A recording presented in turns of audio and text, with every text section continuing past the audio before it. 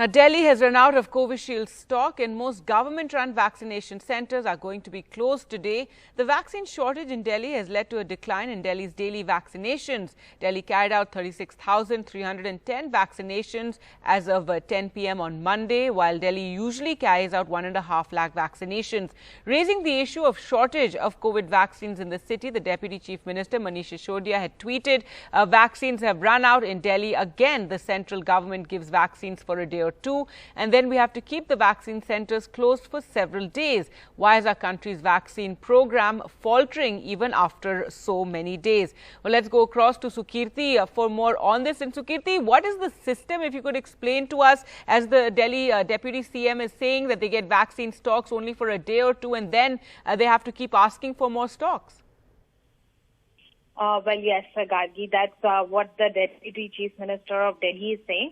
But if we look at the general system that has been put in place for not just Delhi but across states, it is that vaccines are received by these states every 4 to 5 days. That is what the usual system is. Now, the Deputy Chief Minister is claiming that they receive it for only 1 to 2 days. But the problem here is that this is not a proper cycle that is currently running at this point of time. Most of these states end up facing at least 1 or 2 days where they are absolutely out of stock and the new stock has not come in. Whether you look at Tamil Nadu, whether you look at Maharashtra or Delhi, this is the situation happening across states, or even if you look at other places like Noida and Gurgaon, there has been a crunch, and that is why vaccination centers have not been running at full capacity in these places. That is the problem that state governments have been pointing out. Centre, on the other hand, has been claiming of promises, saying that supplies are going to improve, 12 crore doses in July, much higher than the 5 to 6 crore that were arriving in the earlier months. But despite that, there seems to be a mismatch between what they are claiming and what is happening on ground. All right, Sukirti, thanks so much for joining us with that. So, vaccine centres are closed today, many of them closed today in Delhi. Now, today morning, the Prime Minister will be discussing the COVID situation with Northeast Chief Ministers. Currently, 58 districts in India have a positivity rate over 10%, and 37 of these districts are in the Northeast. Remember, positivity rate should be below 5%. Now, the Indian Medical Association has said the third wave is imminent, and in Hyderabad, about 30,000 people participated in the Bonalu festivities. Among those unmasked were ministers.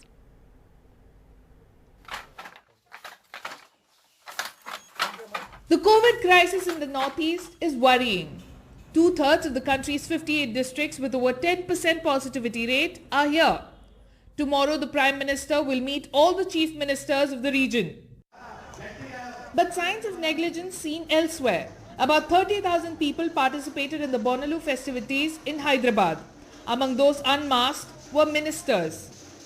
The ministers themselves can be seen without masks. There is no social distancing, and ironically, the Hyderabad Police Commissioner also in fact sharing the dais in the event, and he is the only one in fact who is seen wearing the mask.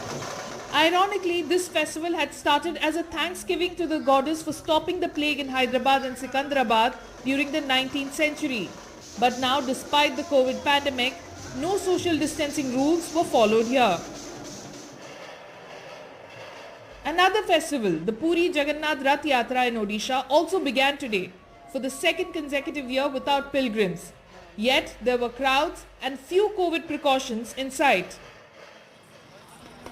Such scenes and the fears of Kavod Yatra to Haridwar being allowed compelled India's top doctors' body, the Indian Medical Association, to urge state governments to stop mass gatherings in light of an imminent third wave.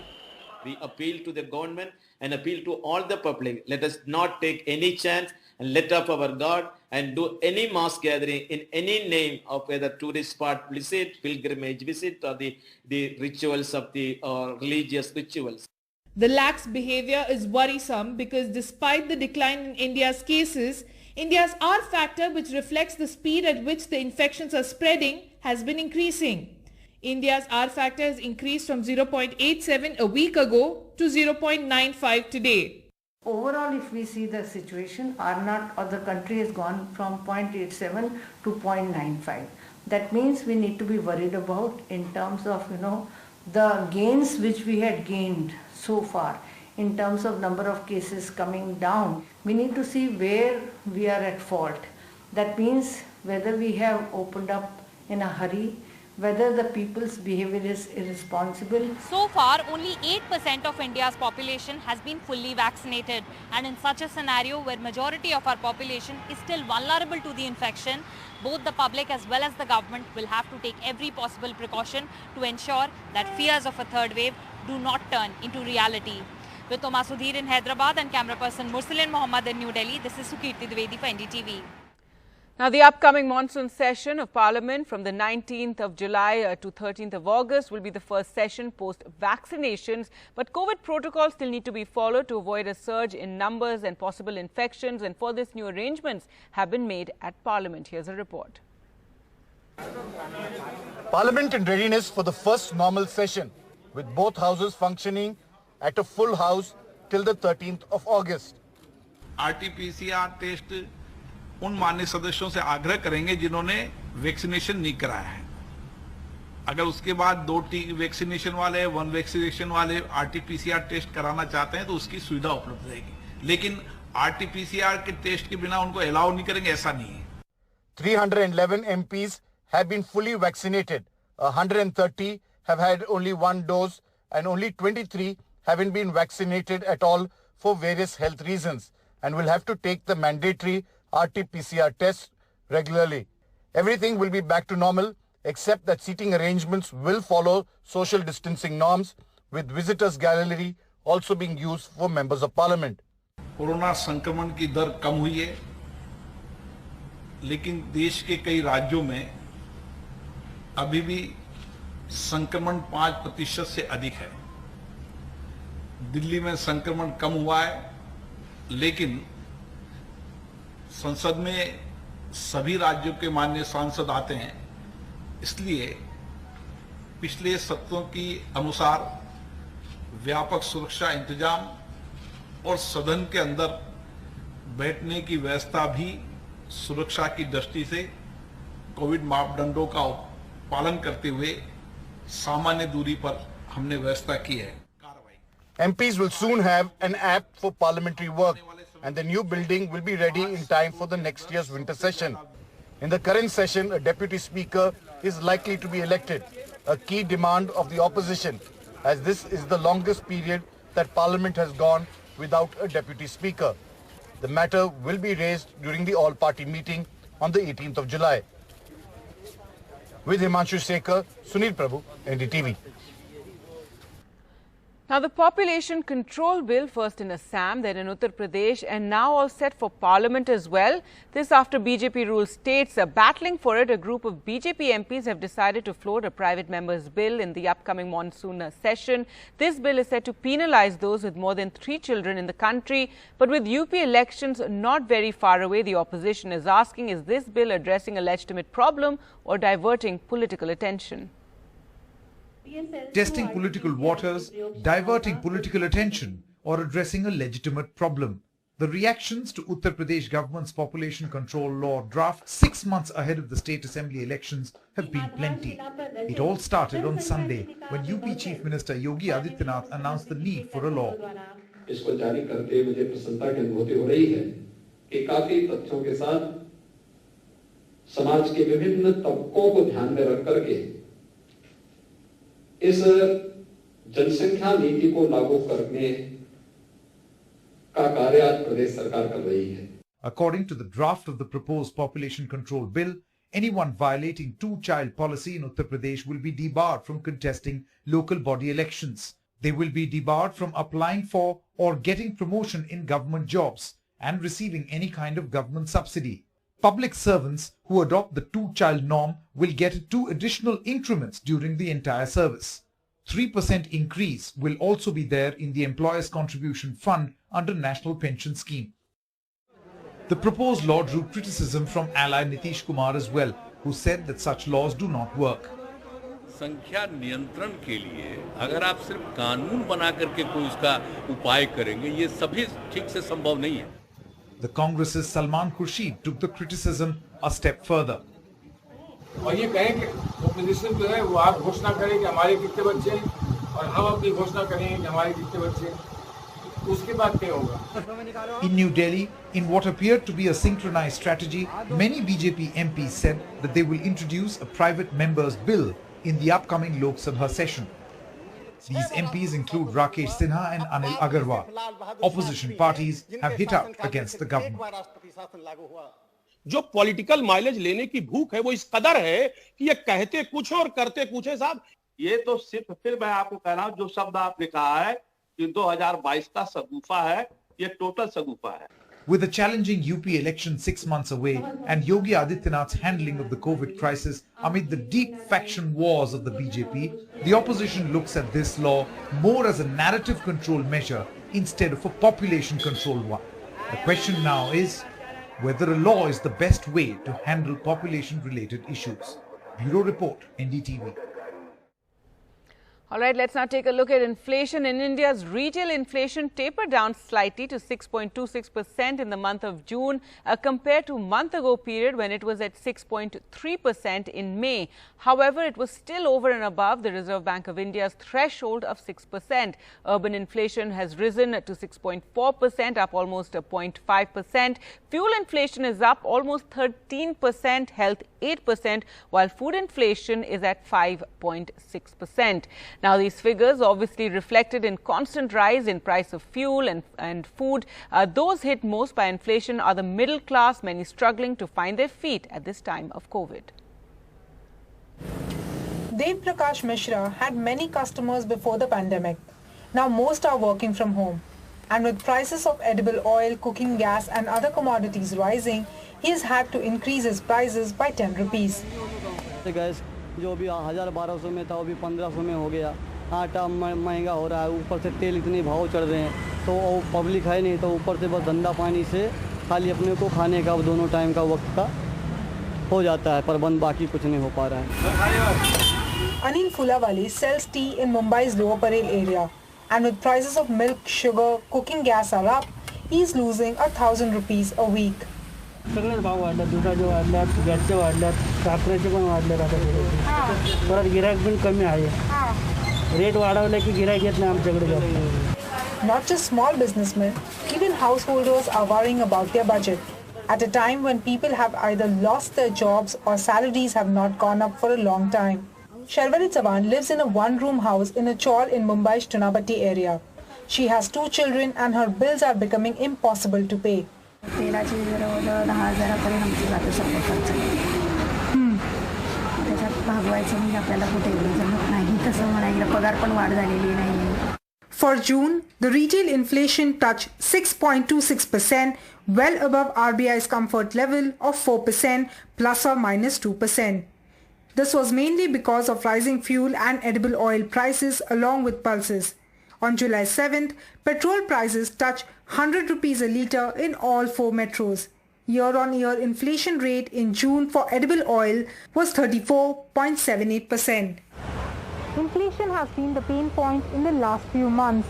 Rising prices of fuel and commodity have clearly pinched the common man, and it is time government needs to listen to these cries and provide some relief to the common man who already have been suffering due to the pandemic. In Mumbai with camera person Rajendra Dehalkar, this is Purva Chitnis for NDTV. Now, the industrial production index was up by 29.3% in May, but the reasons for this is a low base effect. IIP was minus 33.4% in May. Effectively, IIP is still 14% below the May 2019 levels. Now, amid the massive tourist rush to hill state of Himachal Pradesh, flash floods in the state due to heavy rainfall have caused normal life to come to a standstill. In fact, near McLeodganj and near Dharamshala, flash floods led to people, including children, being swept away.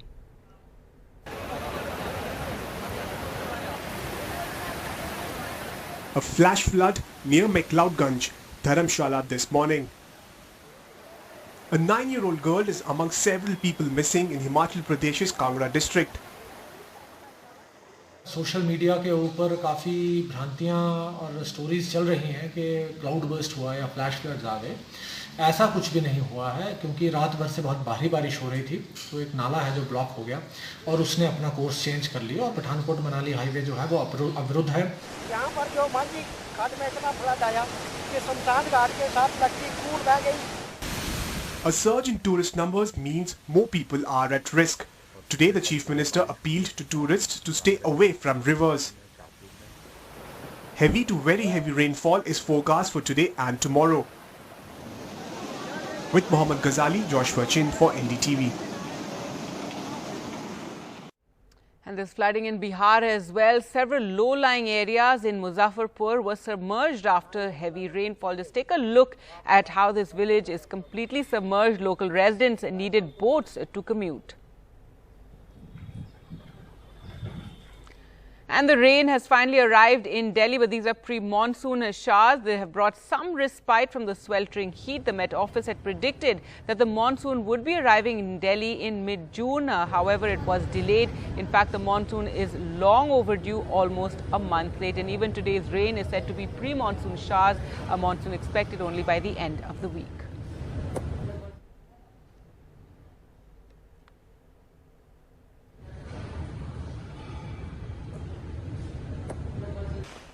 So some relief there for the national capital. Time for us to slip into a short break. More news on the other side. Stay with us.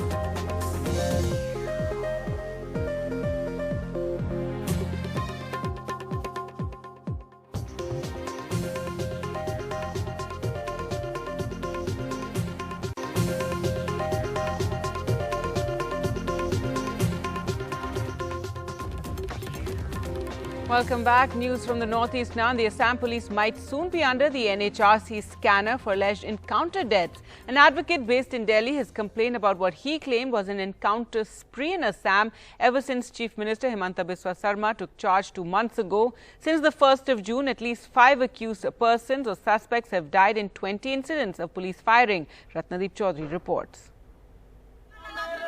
Protest at Dhing in Nagaon district on Sunday against the death of 49-year-old Jainal Abdin the night before.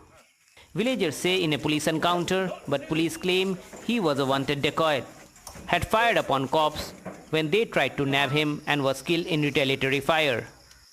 The opposition says fake encounter UP style.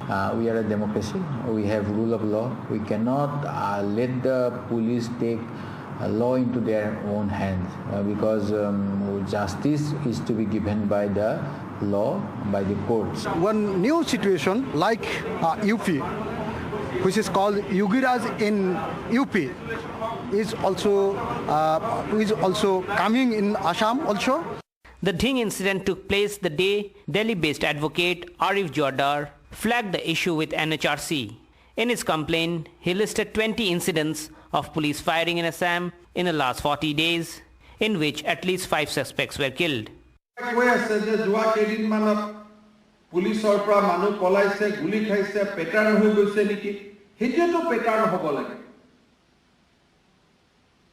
should be the pattern. Citing this 5th July comment at a police meet, the advocate in his letter said, after such statement by the Chief Minister, now the police are staging fake encounters with impunity. There has been a complaint in the NHRC. Who has complained? Some advocate has complained. I have no idea. So this is... No, I don't say anything on that. No comments from Assam Police Chief Bhaskar Jyoti Mahanta, but the government has defended the police action. Even the opposition in Assam has raised questions in the manner in which recently people who are accused and are in police custody have been fired upon. In fact, the opposition now plans to corner the government over this issue during the ongoing budget session of the Assam Assembly. In Guwahati, Ratnadeep Chaudhary for NDTV.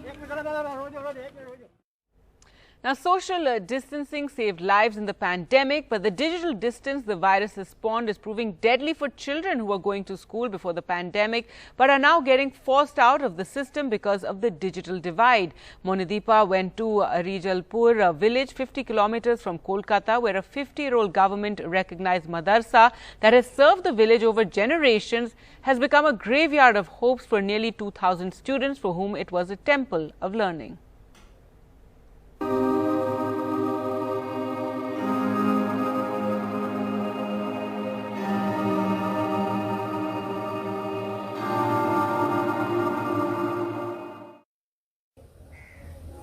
Three best friends, all in class 6, racing to finish arithmetic homework that just popped up on Jasimuddin's father's phone.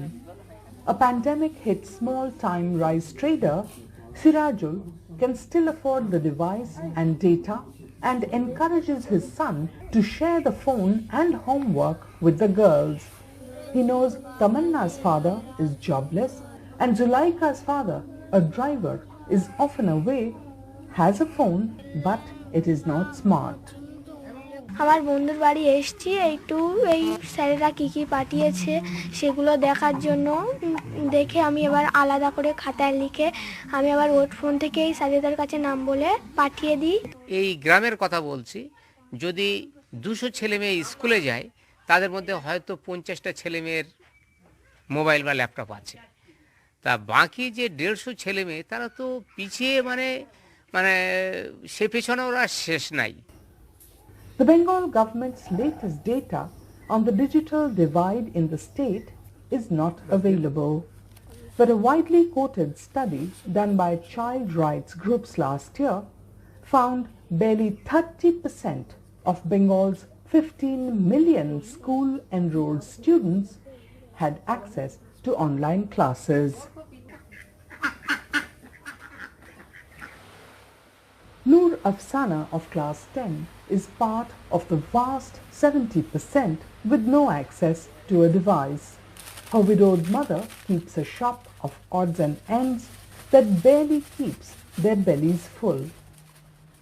যাদের টাকা আছে তারা টিউশনি private পড়তে পারছে, ওই জন্য পড়াশোনাটা ভালোভাবে করতে পারছে। ফোন আছে, হ্যাঁ ফোন আছে তাদের, ওই জন্য ভালোভাবে পড়াশোনাটা করতে পারছে। আমাদের ফোন নেই, অনলাইনে ক্লাসও করতে পারছি না, ওই জন্য আমাদের পড়াশোনাটা আর ভালো হচ্ছে না। এটা তো একটা ভয়ঙ্কর পরিস্থিতি। বর্তমান যা সময় চলে আসে, স্কুল তো হচ্ছে না, পয়সা না থাকার কারণে তো মানে একদম পড়াশোনা শেষই হয়ে যাবে। But is a smartphone a real bridge over the troubled digital waters? Tawfiq, who got a 10,000 rupees smartphone under a government scheme for class 12 students, doesn't think so. Tab পেয়ে কি হবে? ট্যাব পেয়ে তো একটাও ক্লাস করাইলো না, online class একটাও না।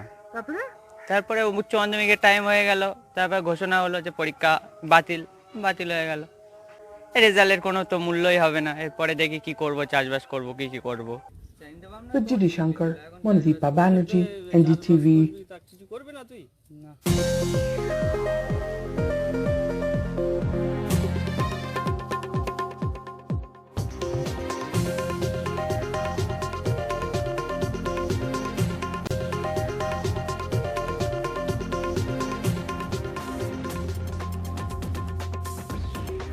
Welcome back. Now, water wars between Delhi and Haryana. Delhi moves the Supreme Court seeking contempt action against the Haryana government officials for stalling the rightful portion of water to Delhi.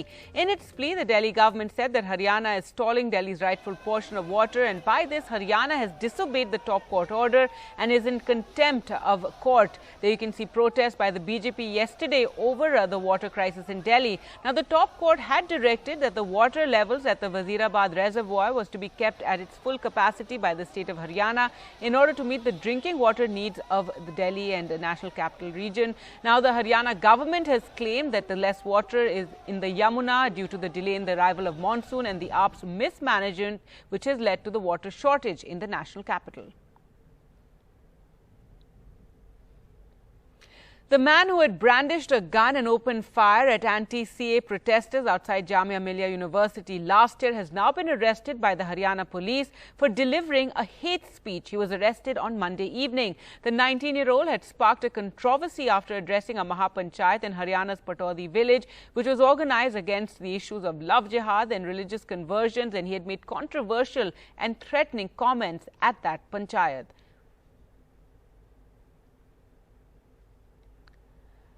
The young man has now been arrested, though it has come after several days of that Mahapanchayat, which was held earlier.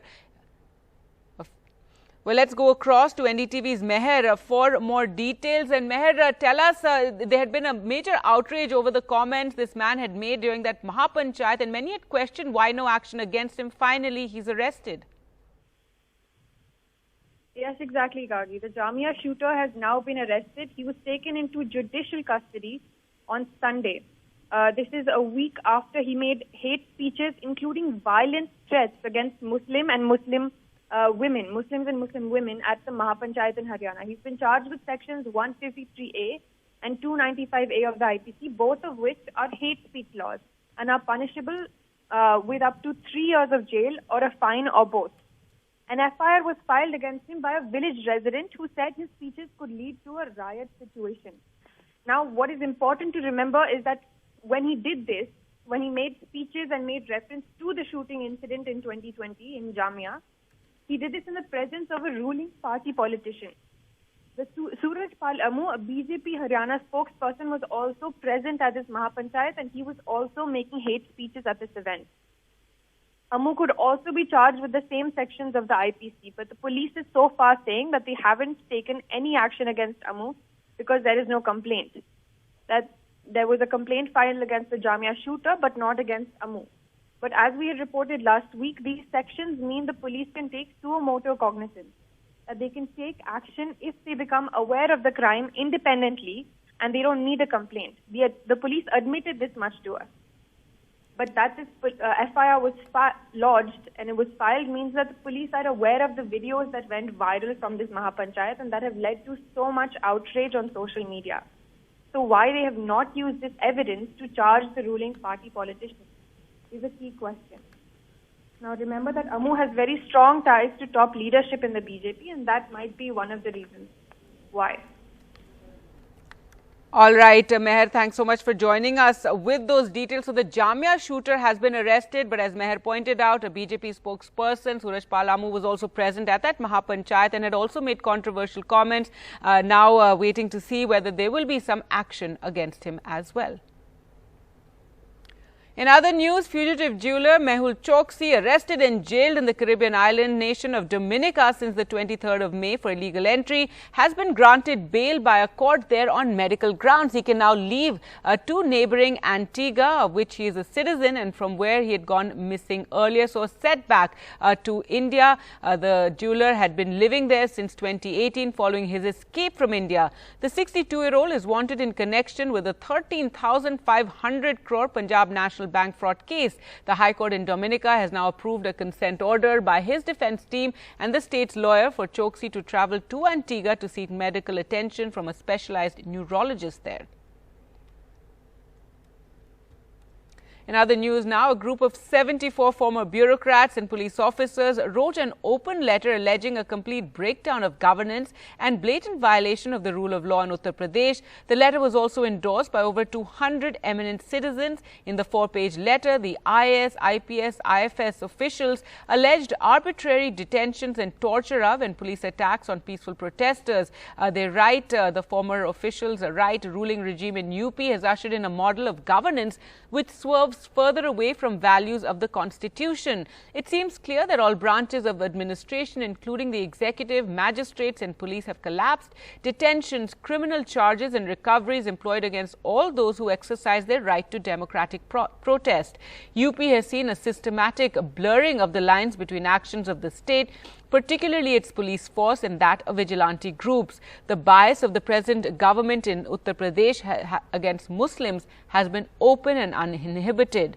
Here's what one of the signatories of the letter told NDTV.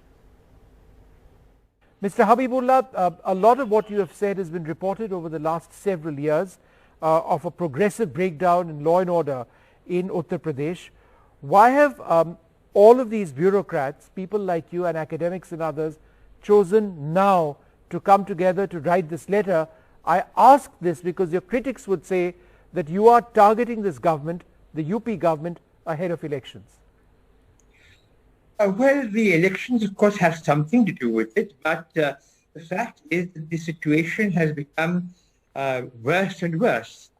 I think you can observe that, the whole world can observe that. And in consequence, one incident after another, no effort at all to bring the matter under control. Now, I myself have been writing to friends and colleagues who are serving in the government for many years. Now, we have not written collectively, but I have been in touch with the former DG, O.P. Singh and so on, when we felt that there had been excesses, and my colleague Harsh Mandir had in fact written about it, we brought that to the attention of the government. We have been party to various legal actions. There are cases pending in the Allahabad High Court, and we have written in our letter, referred in our letter, to judgments of the Allahabad High Court, which have been not honoured by by the UP government. So now the situation has, in our view, come to a certain head, and it needed to be brought to the attention of course, the Prime Minister and the Chief Minister, but also to the notice of fellow citizens across the country, that the situation in UP, particularly in UP, seems to be in a state of constitutional breakdown. All right. Mr. Habibullah, one moment. I wanted to go across to Geeta Bhatt. Geeta, you know, I mean, the popular refrain would be that these bureaucrats have vested political interests. They're acting on behalf of the Congress or the opposition, this, that and the other. But in fact, the second line of the letter is, as a group, we have no affiliation with any political party and are committed to the Constitution of India. These are bureaucrats who spent their lives doing this, their careers doing this, and they feel something is terribly wrong. How can you disagree with what they have said? Well, Vishnuji, you know, the platitudes which have been thrown by some of the civil servants and the names of your handwritten people from judiciary in that list who have written this letter which you are showing, you know, it sounds similar to the same kind of a letter which was written also against the UP Chief Minister in 2018 by about 85 civil servants. And sorry to say, but it is exactly the same tone, the tone with which the opposition leaders are, you know, trying to raise their voice for serving their political leaders. Yes, but no. I mean, how can you say that? Let me at least complete. You have listened to my fellow panelists so patiently. At least give me a minute to speak. Now, the point is that, you know, these people who have written this letter, they are, I mean, who are they? They write with a lot of sense of entitlement, I must say that. And, they do so because they are the ones who have been at the helm of affairs for a very, very long period of time. And they, you know, considering themselves as the elite with that point of view, this letter has been written where there are certain questions which need to be asked. For example, they are questioning about Kerala journalist who has been, you know, they are saying that Kappan, yes. It has been unjust. Yeah, Mr. Kappan, that why he has been, allegedly he has been jailed. However, the fact is that the enforcement director has filed a charge sheet, a case against him. And there are some other Popular Front of India activists that there has been, you know, fraudulent transactions have been used for money of more than 1 crore, and that has been used for various anti-social activities. So those who are, you know, so responsible and considered as such responsible servants, and who, of course, have been very, very, you know, vehemently criticizing the elected leadership of this country on social media and everywhere, are time and again questioning, for example, talking about the AMU students, that there has been violence against them. We have seen the videos where there have been violent protests in AMU, and there have been attacks on policemen over there. There were several of them who had got injured. If the government is trying, if there has been a loss of private and public property worth crores of rupees.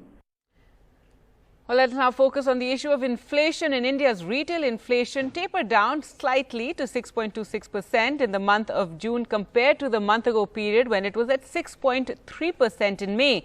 However, it was still over and above the RBI's threshold of 6%. Urban inflation has risen to 6.4%. That's up almost 0.5%. Fuel inflation up by almost 13%. Health inflation up by 8%. And food inflation by 5.6%. Now, industrial production index is up by 29.3% in May, but the reasons for this is the low base effect. The IIP was minus 33.4% in May, and in 2020 effectively IIP is still 14% below the May 2019 levels. Here's a look at how to read the industrial inflation numbers. Amitabh, shall we just, before we talk about inflation, talk about industrial production, because the way it's been put out is that The index is up 29.3% in May, but that it's up 29.3% perhaps, but is that because of a low base effect from last year when it had gone down, as I understand it, more than 33.4%? It's not what it was in 2019.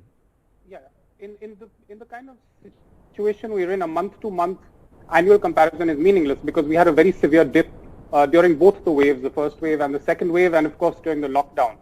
So I think we should look at moving averages, we should look at longer averages, and that we have to see how that pans out.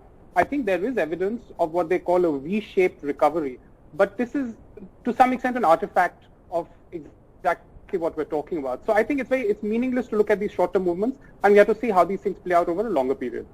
Rajat, you know, effectively, as I understand it, IIP, the index of industrial production, is still 14% below the May 2019 level. So if you hype it to saying that it's 29.3% up from last time, it's not really telling the full story. No, I think nobody is contesting the fact that there has been a low base effect, and this is why you've seen really high numbers. Some of them have gone up to the extent of 45 to 50%.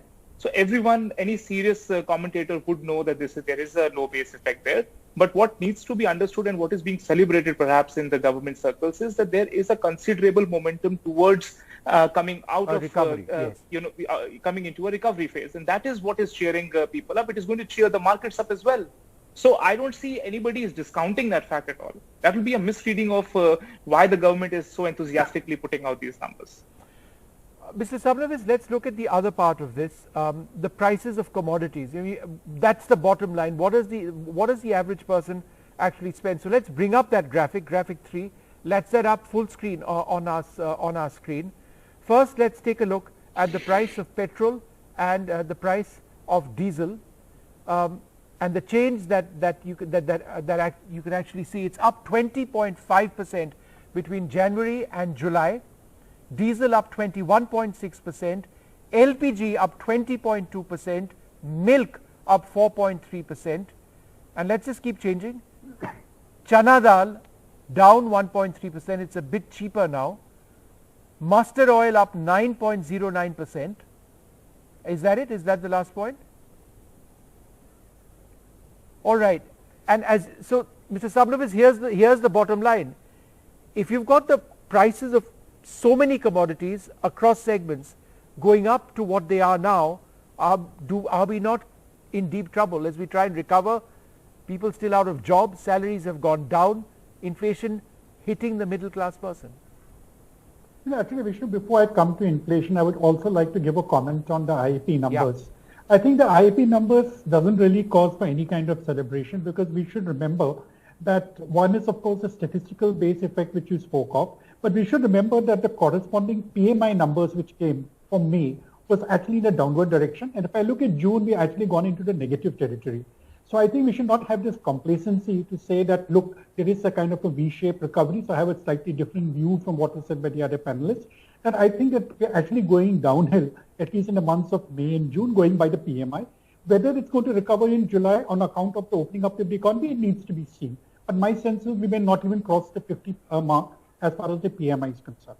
Now, if you look at inflation, I think inflation it has been a kind of a double whammy for us, because even last year we had inflation in the region of 6 to 7%. It's the second year which we're having of over 6%. Now, what it actually means, Vishnu, is that as a consumer, I've been affected first by 6% and cumulatively by another 6%. So I don't think it's happy time for consumers. And I would tend to believe that one of the chief responsible factors is the price of fuel. Not because it affects my driving costs, which of course is a direct thing. You can say maybe I'm a better off, I'm a rich person, I can pay for it. But I think the higher prices of diesel have fed into the price of transportation, and transportation goes into each and every commodity. So a large part of our commodity basket, where we're seeing inflation even of primary products, food products, they're actually being transported by road, which means that we have seen that your freight index has actually shown an increase of around 7 to 8% over the last 1 year. Now, months after India witnessed severe medical oxygen shortage amid the second wave, the Kaveri Hospital in Chennai has now become 100% self-reliant for its oxygen requirements with the installation of oxygen generators. NDTV Sam Daniel spoke to Aravindan Selvaraj, co-founder of the 250-bed super speciality hospital, on this new system, underutilization of vaccines and overcharging by private hospitals for COVID treatment. We come to you from the Kaveri Hospitals in Chennai, which has installed what they call as oxygen generators, and the hospital has now become 100% self-reliant for its oxygen supply. These generators, they say, take care of the hospital's complete oxygen requirements, be it the ICU, the ventilators, or all other patients. This particularly is significant after the huge oxygen short supply and demand the entire country witnessed in the early May or late April. And joining us now, Dr. Aravindan Selvaraj, the co-founder of this hospital. Doctor, thank you very much for your time. Does this completely replace the requirement or the need for cylinders and liquid oxygen, doctor? It can replace. A hospital of our size, which is a 250-bedded super specialty hospital, normally requires around 60 to 80 D-type oxygen cylinders every day. We cater to high-end surgeries and the critically ill sick patients and all. So we have got 2 oxygen generators. The first one we installed in April, anticipating a severe oxygen shortage during the second wave. This can produce the 60 oxygen D-type cylinders of oxygen every day. And then we have installed another one as well, which can produce 80 cylinders of capacity. With this, we have got nearly 140 cylinders capacity produced only by oxygen generators. So this can essentially replace our oxygen cylinders as well as the LMO. And oxygen from this system is on par with the other medical oxygen, as we call it? It is. What it does is, the normal atmospheric oxygen has got 21% oxygen in it. This oxygen generator absorbs this oxygen and releases the nitrogen away and purifies up to 93% oxygen. 93% plus or minus the 3% is a good medical grade oxygen, and we have tested our oxygen generator, the oxygen concentration. It produces up to 96% saturation. So it can cater to even high oxygen dependent patients like COVID sick patients who need a very high flow, high concentration of oxygen through the high nasal flow. It can satisfy.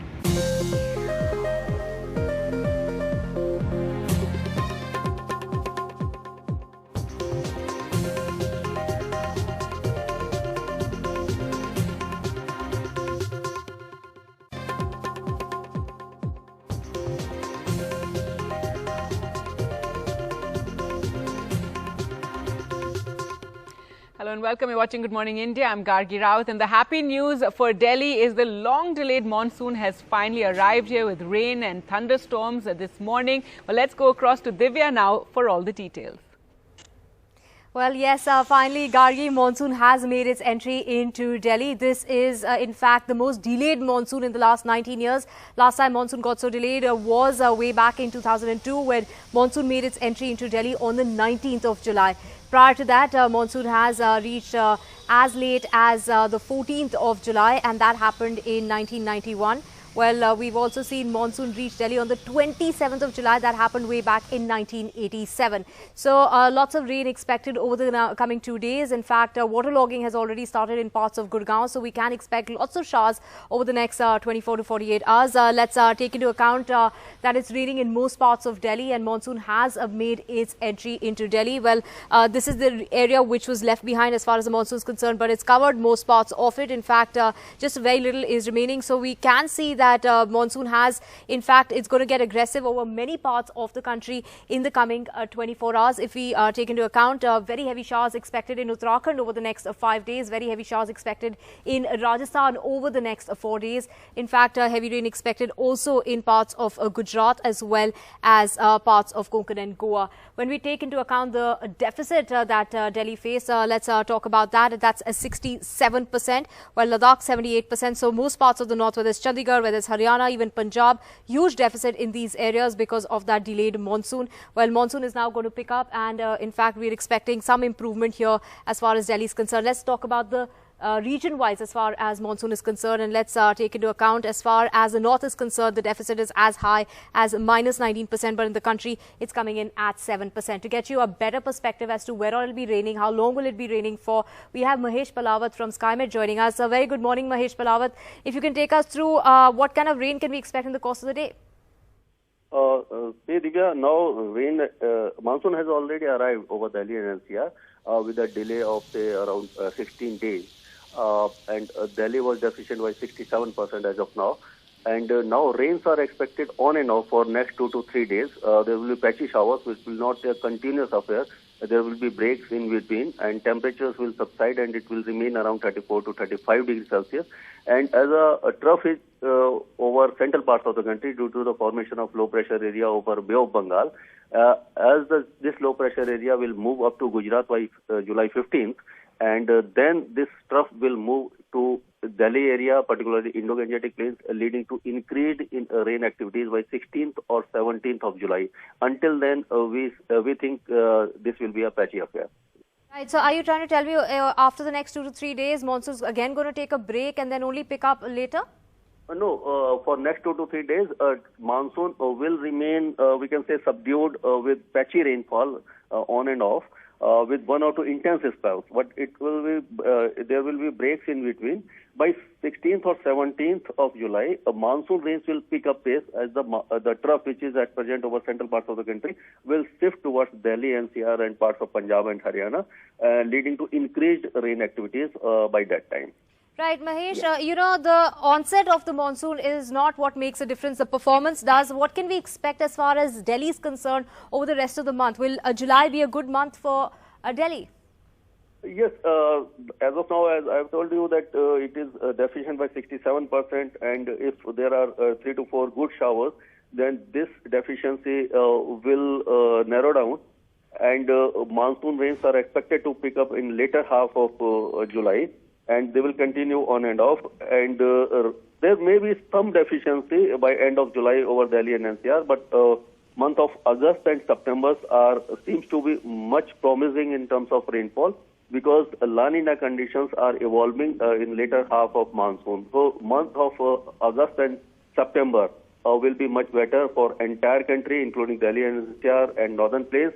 And we can say that this year we are expecting that the withdrawal of monsoon will also commence slightly late. Right, exactly. That was my next question, because we have seen in the last 2 years how monsoon has withdrawn even later than time as far as Delhi and the northern part of the country is concerned. That's where monsoon starts to withdraw from initially and then goes on to withdraw from other parts of the country. So you're mentioning that the withdrawal could actually be delayed because the onset is delayed as well. No, there is no correlation, exact correlation between onset and delay, but we have seen that since last few years, monsoon is delayed, the withdrawal is delayed, and now as the La Nina conditions are setting up during later half of monsoon, particularly in the month of August and September, so monsoon rains are expected to continue up to October, initial periods of October, which we have seen in 2010. So monsoon will get over by September 30, but rains are expected to continue until end of September. Right. Usually monsoon starts to wrap up by the middle of September, but this time around it is going to be a longer season. However, we can say it will be a normal season considering the fact that there's been a delay of about 16 days. Usually monsoon reaches Delhi around the 27th of June, and this is a delayed monsoon. In fact, the last time we saw monsoon get so delayed was 19 years ago in 2002 when monsoon reached Delhi on the 19th of July. Thank you so much, Mahesh Palawat, for joining us with all those details. We will keep tracking the monsoon. Showers expected in the national capital. Gargi, for now, let's just enjoy what we have. All right, thanks so much for that, Divya. But with the delayed monsoon, Delhi was facing a water shortage. In Delhi moved the Supreme Court seeking contempt action against the Haryana government officials for stalling the rightful portion of water to Delhi. Now, in its plea, the Delhi government said that Haryana was stalling that portion of water, and by this, Haryana has disobeyed the top court order and is in contempt of court. The Supreme Court had directed that the water levels at the Wazirabad reservoir be kept at full to its capacity by the state of Haryana in order to meet the drinking water needs of Delhi, and the Haryana government, however, has claimed that less water in the Yamuna river due to a delay in the arrival of the monsoon as well as the AAP's mismanagement is what led to the water shortage in the national capital.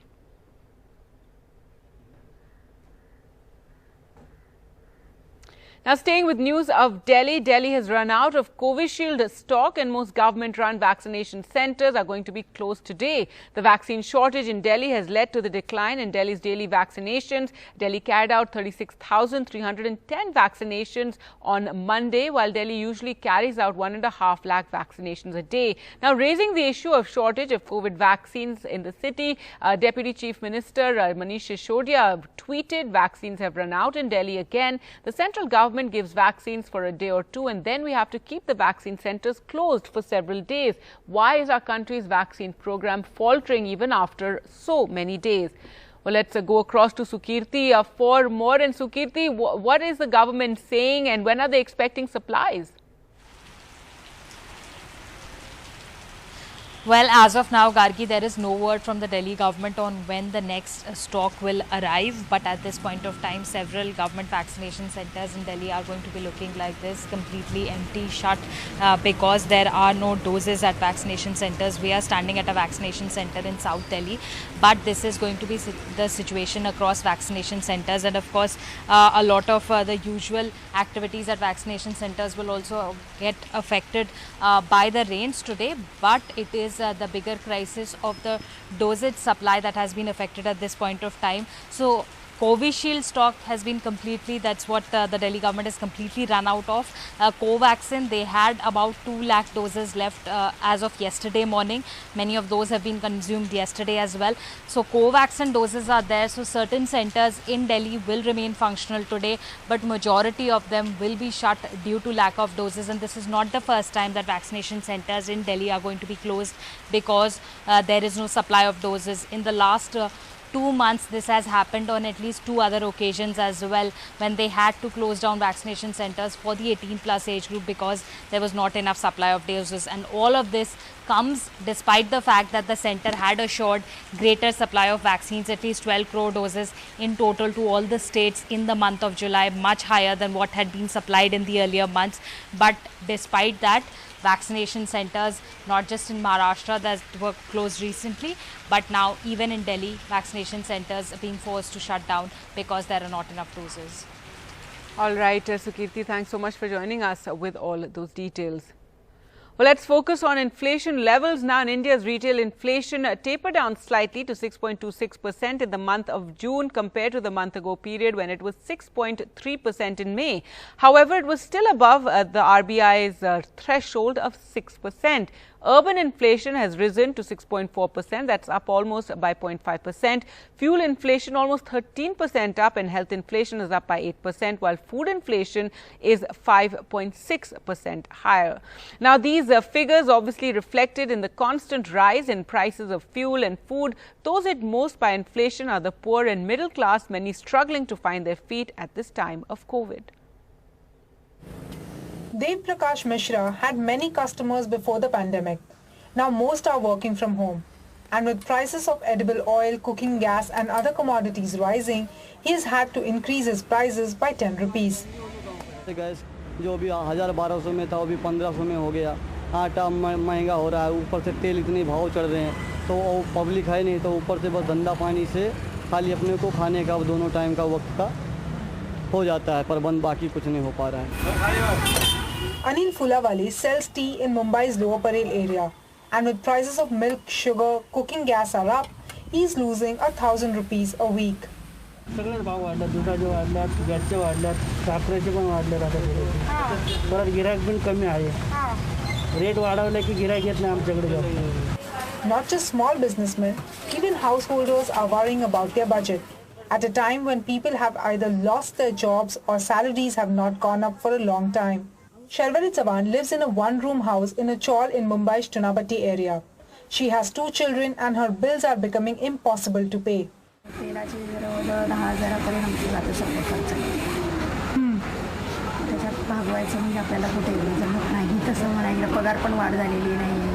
For June, the retail inflation touched 6.26%, well above RBI's comfort level of 4% plus or minus 2%. This was mainly because of rising fuel and edible oil prices along with pulses. On July 7th, petrol prices touched 100 rupees a litre in all 4 metros. Year-on-year inflation rate in June for edible oil was 34.78%. Inflation has been the pain point in the last few months. Rising prices of fuel and commodity have clearly pinched the common man, and it is time government needs to listen to these cries and provide some relief to the common man who already have been suffering due to the pandemic. In Mumbai with camera person Rajendra Dayalkar, this is Purva Chitnis for NDTV. Now, the industrial production index is up by 29.3% in May, but the reason for this is because of the low base effect. IIP was minus 33.4% in May 2020. So effectively, IIP is still 14% below the May 2019 level. Now, the pollution control bill, first in Assam, then in Uttar Pradesh, and now perhaps set for parliament as well. After BJP ruled states battled for it, a group of BJP MPs have decided to float a private member's bill in the upcoming monsoon session. This bill is set to penalize those with more than 3 children in the country.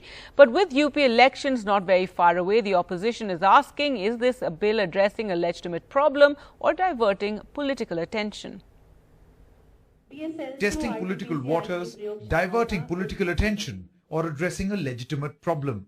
The reactions to Uttar Pradesh government's population control law draft 6 months ahead of the state assembly elections have been plenty. It all started on Sunday when UP Chief Minister Yogi Adityanath announced the need for a law. इसको जारी करते मुझे प्रसन्नता की अनुभूति हो रही है कि काफी तथ्यों के साथ समाज के विभिन्न तबकों को ध्यान में रख करके इस जनसंख्या नीति को लागू करने का कार्य आज प्रदेश सरकार कर रही है. According to the draft of the proposed population control bill, anyone violating two-child policy in Uttar Pradesh will be debarred from contesting local body elections. They will be debarred from applying for or getting promotion in government jobs and receiving any kind of government subsidy. Public servants who adopt the two-child norm will get 2 additional increments during the entire service. 3% increase will also be there in the Employers' Contribution Fund under National Pension Scheme. The proposed law drew criticism from ally Nitish Kumar as well, who said that such laws do not work. संख्या नियंत्रण के लिए अगर आप सिर्फ कानून बना करके कोई उसका उपाय करेंगे, ये सभी ठीक से संभव नहीं है. The Congress's Salman Khurshid took the criticism a step further. और ये कहें कि ओपोजिशन जो है वो आप घोषणा करें कि हमारे कितने बच्चे हैं और हम अपनी घोषणा करेंगे कि हमारे कितने बच्चे हैं, उसके बाद क्या होगा?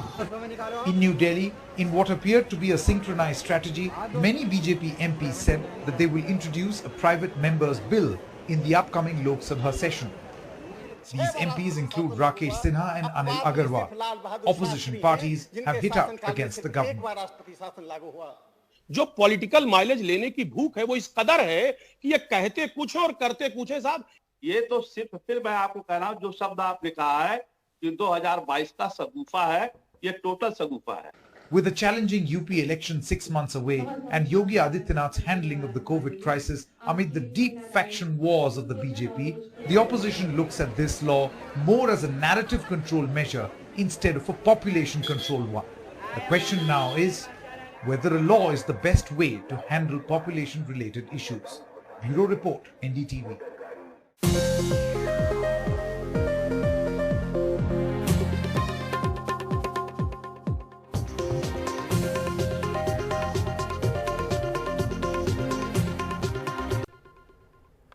Welcome back. The man who had brandished a gun and opened fire at anti-CA protesters outside Jamia Millia University last year has now been arrested by the Haryana police for delivering a hate speech. He was taken into custody on Sunday. The 19-year-old had sparked a controversy after addressing a Mahapanchayat in Haryana's Pataudi village on the 4th of July, which was organized against love jihad and religious conversions. He made controversial and threatening comments at that panchayat. Well, let's go across to Meher for more details. And Meher, ever since those visuals of him making those comments went viral on social media, there had been major uproar and demands for action against him. Finally, he's been arrested. Yes, Kargi, he has been arrested. He was taken into judicial custody on Sunday, a week after he made these hate speeches, including violent threats against Muslims and Muslim women at this Mahapanchayat. He's been charged with sections 153A and 295A of the IPC, which are both hate speech laws and punishable by up to 3 years of jail, a fine, or both. So what is important to remember now is that when he made these hate speeches and made reference to the shooting incident in 2020 in Jamia, he was in the presence of a ruling party politician. Pal Amu, a BJP Haryana spokesperson, was also there at this Mahapanchayat, and he also made hate speeches at this event. He could also be charged with the same sections of the IPC, as he was also making violent threats against Muslims. The police is so far saying that they haven't taken any action against Amu because there was no complaint against him. The complaint they received was only against the Jamia shooter. But as we had reported last week, these sections of the IPC mean that the police can take suo motu cognizance. That is, they can take action if they become aware of the crime independently and don't need a complaint. Police admitted this much to us on camera. That this FIR was lodged means that the police are aware of the videos that went viral and led to so much outrage on social media. Why they have not used this evidence to charge the ruling party officials who have strong ties to the top leadership in the BJP is a key question that is now arising. All right, Meher, thanks so much for joining us with all those details. News now from Assam, and the police might soon be under the NHRC scanner for alleged encounter deaths in Assam. An advocate based in Delhi has complained about what he claimed was an encounter spree in Assam ever since Chief Minister Himanta Biswa Sarma took charge 2 months ago. Since the 1st of June, at least 5 accused have died, and suspects in fact have died in 20 incidents of police firing. The opposition is also crying foul play. Ratnadeep Chaudhary reports. Protest at Dhing in Nagaon district on Sunday against the death of 49-year-old Jainal Abdin the night before.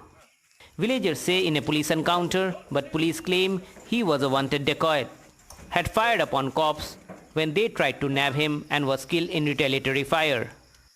The opposition says fake encounter UP style. We are a democracy. We have rule of law. We cannot let the police take law into their own hands because justice is to be given by the law, by the courts. One new situation like UP, which is called Yogiraj in UP, is also coming in Assam also. The Dhing incident took place the day Delhi-based advocate Arif Jordar flagged the issue with NHRC. In his complaint, he listed 20 incidents of police firing in Assam in the last 40 days, in which at least 5 suspects were killed. That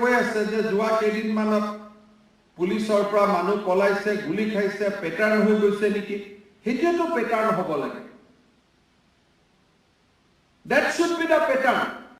Citing this 5th July comment at a police meet, the advocate in his letter said, after such statement by the Chief Minister, now the police are staging fake encounters with impunity. There has been a complaint in the NHRC. Who has complained? Some advocate has complained. I have no idea. So this is no, I don't say anything on that. No comments from Assam Police Chief Bhaskar Jyoti Mahanta, but the government has defended the police action. Even the opposition in Assam has raised questions in the manner in which recently people who are accused and are in police custody have been fired upon.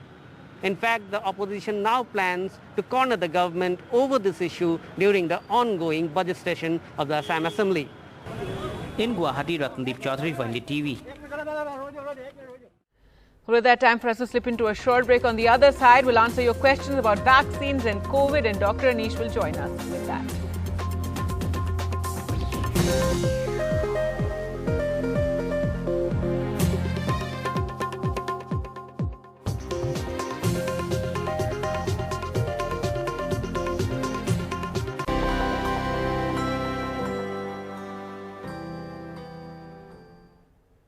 Now for our campaign, Vaccinate India, in partnership with Google, and we're discussing questions that many of you have about vaccines and about COVID. And joining us to answer those questions is Dr. Anish T.S., a member expert panel for COVID in Kerala. Thank you so much for joining us. And one of the questions that people ask now that, a lot of the population is vaccinated, but many still aren't, that can a vaccinated person give COVID to unvaccinated?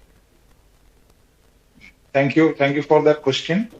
As far as our current knowledge, many vaccines are acting in many ways. some of the vaccines, even if it is going to protect you, you can act as a carrier and you can transmit disease from one person to another. Without being a person affected by the disease, you can transmit the disease. That is what the aspect of some vaccines, for example, diphtheria vaccine. But for COVID-19 vaccine, if you are protected, you cannot act as a carrier as far as the current knowledge is concerned. You will not act as a carrier. But the problem is sometimes you can get an infection that is actually something, even if you are vaccinated, you can get an infection. If you're vaccinated, if you are getting an infection, a breakthrough infection, then you won't get any complications and the death will be prevented to a large extent. But the infection that you can have, you can transmit to an unvaccinated person. That means that precisely, if the vaccine is not protect you 100%, and if you are going to have a breakthrough infection, there is a chance that you can spread the disease to unvaccinated. As far as you are vaccinated, you may be protected because of the vaccination, but the person who is receiving infection from you can be severely affected. Doctor, if you by could the disease. explain this breakthrough infections, because people also need to understand that when they are vaccinated, it doesn't mean, you know, they're 100% protected and they still need to follow all the protocols. If you could explain that. Yes, definitely. That is my point I am going to raise. Even if you are vaccinated, you have to protect yourself for your sake as well as for the other's sake. Because if the vaccine is going to protect you from death, but it may not protect you from infection. Sometimes you may get infected. So you have to protect your mask or use your mask and other protective devices to protect yourself. And again, even though it is not affected by you severely, but if you are getting infected, your near and dear can be affected by severely because they are not vaccinated. All right. The other question, doctor, that many are asking is whether mothers who have COVID, should they breastfeed their babies? Definitely, that is also a very good question. At the time of first phase of the vaccination campaign, the lactating mothers were not included in the pool where we are giving the vaccine. That is because we did not have a trial data, especially when you are conducting clinical trials and all. The lactating mothers may be excluded from the trial. So as far as we do not have a clinical trial data, at the first phase, we exempted the lactating mothers. But now we have got enough evidence that more and more lactating mothers took the vaccination, especially doctors, nurses and all. And we are not finding any issues for their child or their own. So you can safely vaccinate and you can feed your child. And moreover, there is no such live content of the virus, COVID virus in the vaccine. So it will not affect you or it will not affect your child.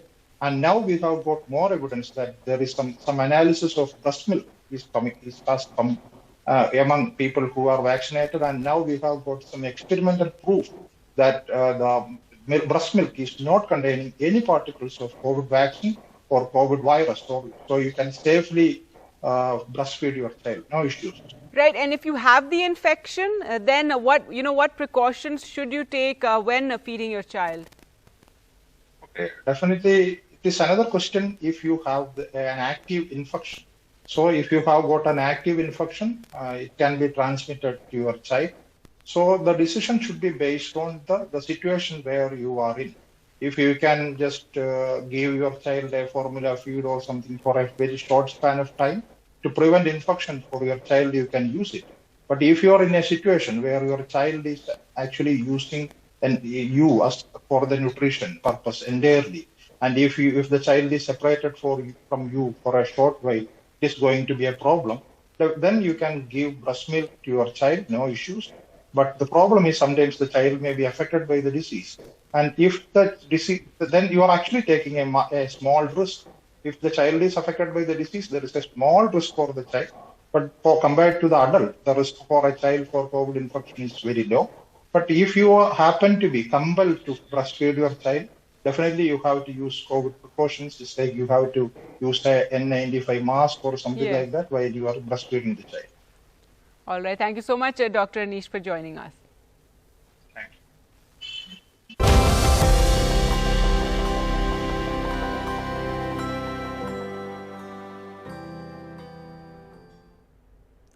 Now, the Prime Minister will be discussing the COVID situation with Northeast Chief Ministers today. Currently, 58 districts in India have a positivity rate of over 10%. 37 of these districts are in the Northeast. Now, the Indian Medical Association has said that the third wave is imminent, so must take all precautions. And in Hyderabad, about 30,000 people participated in the Bonalu festivities. Among those unmasked were ministers.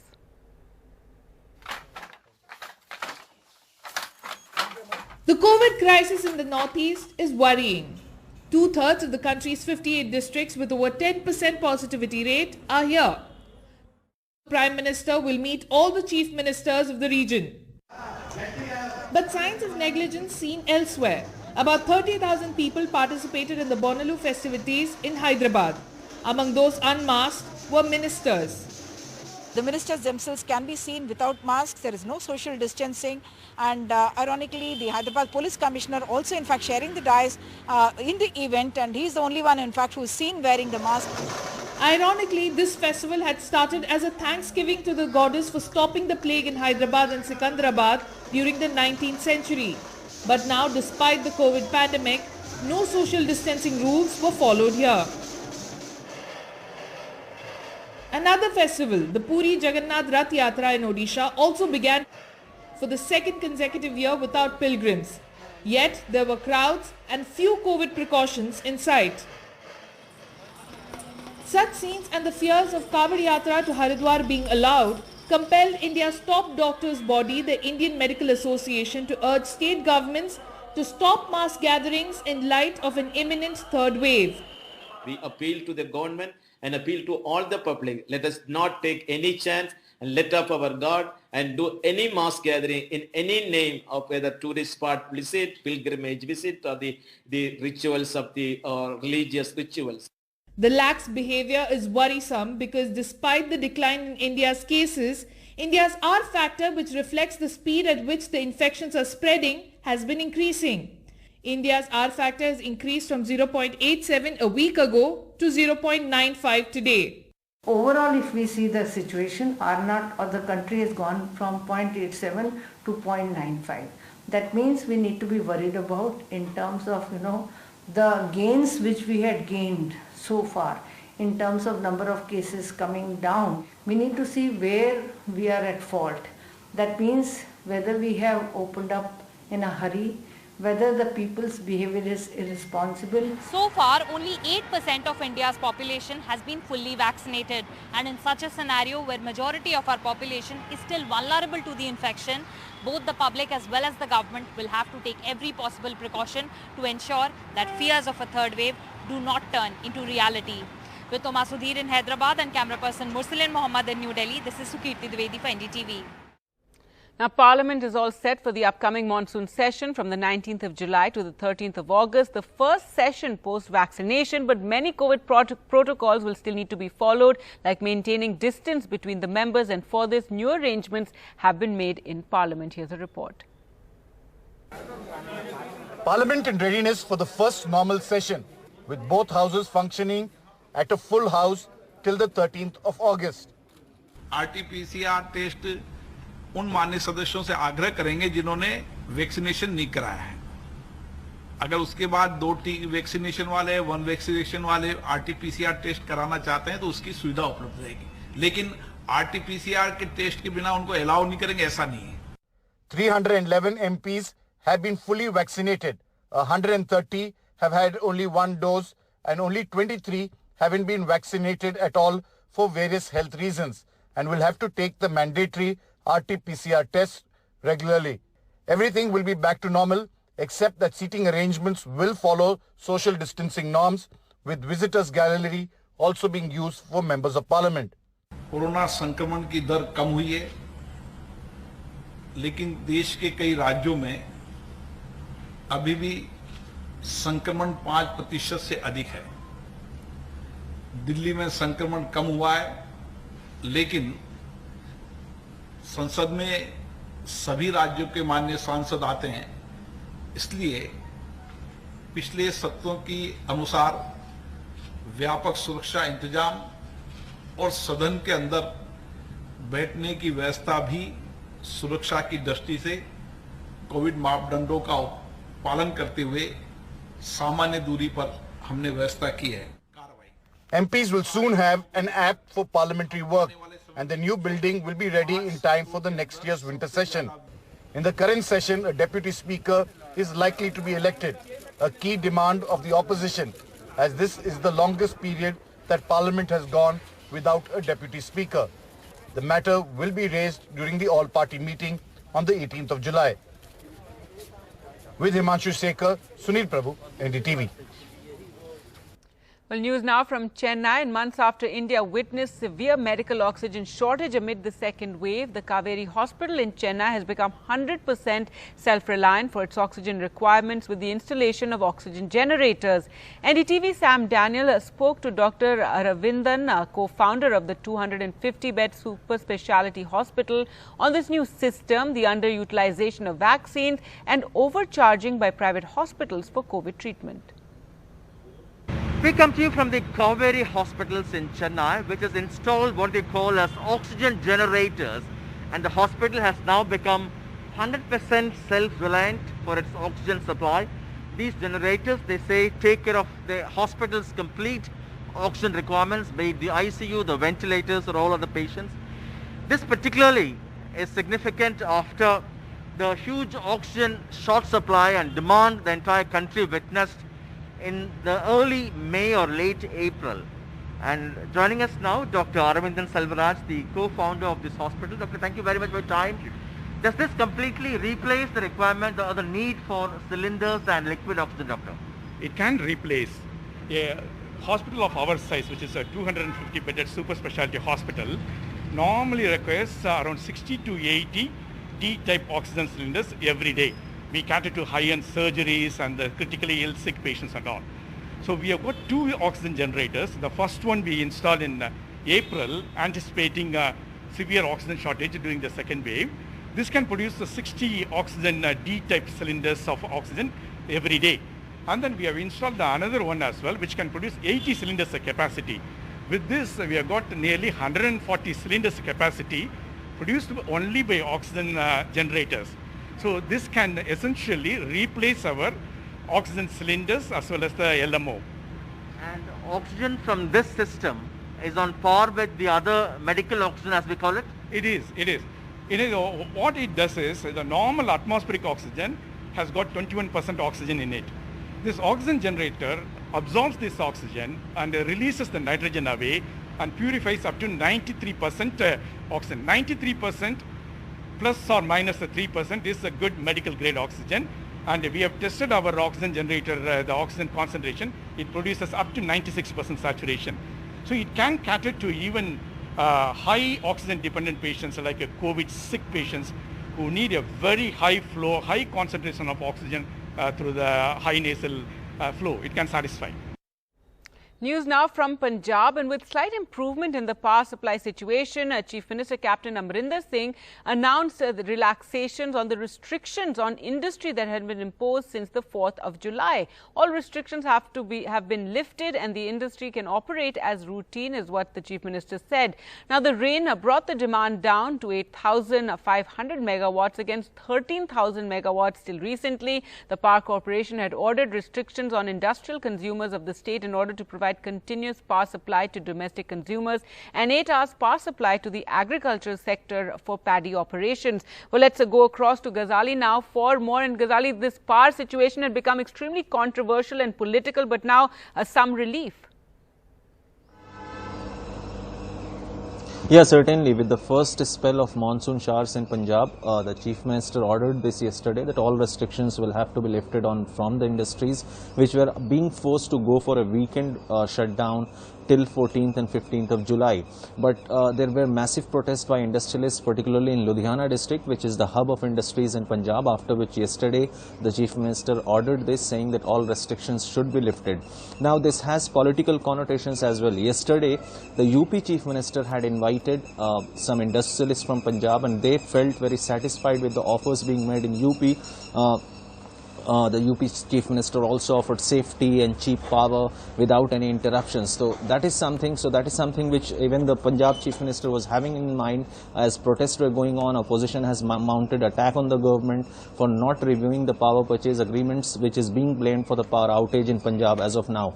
But with first spell of showers, now it is expected that the power demand will go down. The reservoirs from where the hydel power plants are running will also get ample supply of water, so this demand and supply gap can be met with in the next coming days. That is why the industries which were protesting for forced power shutdown or load shedding for the last couple of weeks have now been allowed to function properly. But the orders again came out for the the government offices where the timings were curtailed.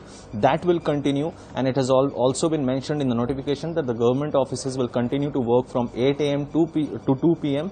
and will not be allowed to use air conditioners. All right, Ghazali, thanks so much for joining us with all those developments from Punjab. With that, time for us to slip into a short break. We'll get to more news on the other side. Stay with us.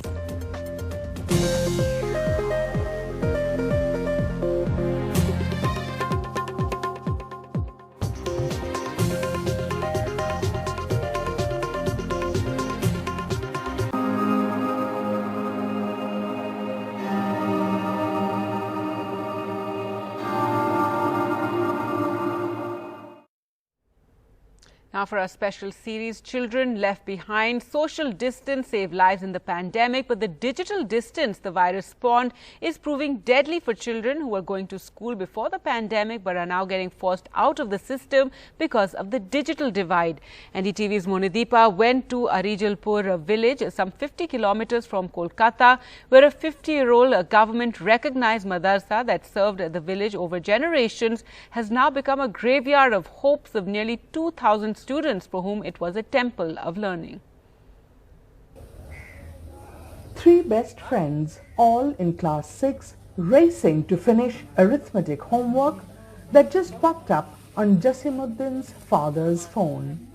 A pandemic-hit small-time rice trader, Sirajul can still afford the device and data and encourages his son to share the phone and homework with the girls. He knows Tamanna's father is jobless and Zulaika's father, a driver, is often away, has a phone but it is not smart. আমার বন্ধুর বাড়ি এসেছি একটু এই স্যারেরা কি কি পাঠিয়েছে সেগুলো দেখার জন্য দেখে আমি এবার আলাদা করে খাতায় লিখে আমি আবার ওর ফোন থেকে এই স্যারেদের কাছে নাম বলে পাঠিয়ে দিই।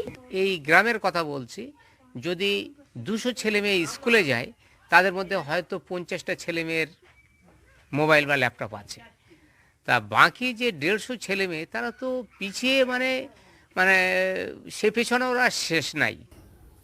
The Bengal government's latest data on the digital divide in the state is not available. But a widely quoted study done by child rights groups last year found barely 30% of Bengal's 15 million school-enrolled students had access to online classes. Noor Afsana of class 10 is part of the vast 70% with no access to a device. Her widowed mother keeps a shop of odds and ends that barely keeps their bellies full. যাদের টাকা আছে তারা টিউশনি private পড়তে পারছে, ওই জন্য পড়াশোনাটা ভালোভাবে করতে পারছে। ফোন আছে, হ্যাঁ ফোন আছে তাদের, ওই জন্য ভালোভাবে পড়াশোনাটা করতে পারছে। আমাদের ফোন নেই, অনলাইনে ক্লাসও করতে পারছি না, ওই জন্য আমাদের পড়াশোনাটা আর ভালো হচ্ছে না। এটা তো একটা ভয়ঙ্কর পরিস্থিতি। বর্তমান যা সময় চলে আসে, স্কুল তো হচ্ছে না, পয়সা না থাকার কারণে তো মানে একদম পড়াশোনা শেষই হয়ে যাবে। But is a smartphone a real bridge over the troubled digital waters? Tawfiq, who got a 10,000 rupees smartphone under a government scheme for class 12 students, doesn't think so. Tab পেয়ে কি হবে? ট্যাব পেয়ে তো একটাও ক্লাস করালো না, online class একটাও না। তারপরে উচ্চ মাধ্যমিকের টাইম হয়ে গেল, তারপর ঘোষণা হলো যে পরীক্ষা বাতিল হয়ে গেল। রেজাল্টের কোনো তো মূল্যই হবে না। এরপরে দেখি কি করব, চাষবাস করব কি করব। With Judy Shankar, Monideepa Banerjee, NDTV. And finally, a special report. 16 crore is needed to save the life of a baby girl in Bengaluru, Khyati. She's been diagnosed with spinal muscular atrophy type 1. The medicine that she needs as gene therapy has to be given to her before she turns 2. Crowdfunding is on, but the target amount is still far away. This is the years to play with toys, but my daughter is suffering from last 6 months. She is with missions only. Please help us in her treatment. A desperate mother, hoping her 10-month-old baby can have a chance at a healthy life. Khyati suffers from spinal muscular atrophy type 1, which was diagnosed after she failed to achieve the usual baby milestones. Khyati needs to receive gene therapy through a medicine called Zolgensma before she turns 2 years old. The cost, 16 crore rupees. We started crowdfunding for her treatment, and please, so far with all friends and family and relatives, we were able to raise close to 3.3 crores. The Bangalore Baptist Hospital, which is handling Khyati's case, says they have been helping 23 children like this. 7 have received this expensive gene therapy with medication free from Novartis, which follows a lottery system for this purpose. Some of the other children have not survived. The medicine is available that could help baby Khyati and other little ones like her who are struggling with spinal muscular atrophy. It is the cost of the medicine that makes it out of reach. Surely we have to develop a system where the cost of treatment does not decide who lives and who doesn't. Maya Sharma in Bengaluru for NDTV.